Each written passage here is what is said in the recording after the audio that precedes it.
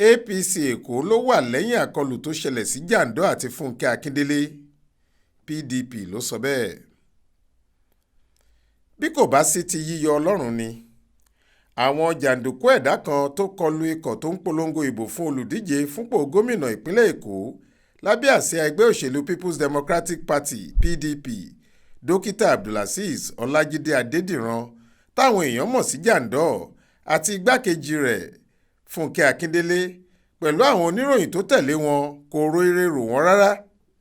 Tìbọn ni wọ́n kọlù wọ́n ba àwọn ọkọ̀ wọn jẹ́, wọ́n ṣe ọ̀pọ̀ èèyàn léṣe, ṣùgbọ́n táwọn mẹ́ta kan ló burú jù, oníròyìn kan sì wà nínú wọn. Nǹkan bíi aago 6:30 ìrọ̀lẹ́ ọjọ́ àìkú Sunday ọjọ́ 24 oṣù kẹwàá yìí ní ìṣẹ̀lẹ̀ náà wáyé.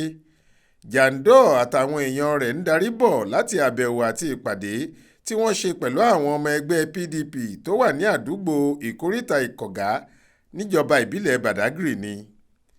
Nínú àtẹ̀jáde kan tí alukoro ẹgbẹ́ òṣèlú PDP lẹ́kọ̀ọ́ ọ̀gbẹ́ni Hakeem Amode fi léde lórí ìṣẹ̀lẹ̀ ọ̀hún, ó sọ páwọn tí wọ́n fara gbọgbẹ́ náà ti ń gba ìtọ́jú láwọn ọsibítù kan táwọn ò fẹ́ dárúkọ.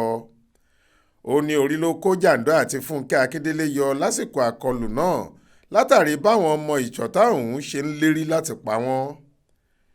Ó láwọn ti fọ̀rọ̀ yìí tó iléeṣẹ́ ọlọ́pàá ìpínlẹ̀ Èkó létí, bó tilẹ̀ jẹ́ pé níṣejú àwọn agbófinró tí wọ́n wà lára ikọ̀ wọn ni ìṣẹ̀lẹ̀ náà ti wáyé. Amode ní àkọlù yìí kò ṣàjèjì sáwọn o. Ó ní ẹgbẹ́ òṣèlú All Progressives Congress APC nípínlẹ̀ Èkó ló wà lẹ́yìn àkọlù ọ̀hún. Torí káwọn tó bẹ̀rẹ̀ ìpolongo ìbò ní APC ti ń dúnkookò máwọn tí wọ́n sì ń ṣe kèéta sí olùdíje táwọn fà kalẹ̀. Ó wáá rọ iléeṣẹ́ ọlọ́pàá láti ṣèwádìí ìṣẹ̀lẹ̀ yìí kí wọ́n má sì fárí apá kan dá ọ̀kan sí rárá. Ó ní kí wọ́n fojú àwọn olubi hànde kí wọ́n sì gbé ìgbésẹ̀ òfin nípa wọn.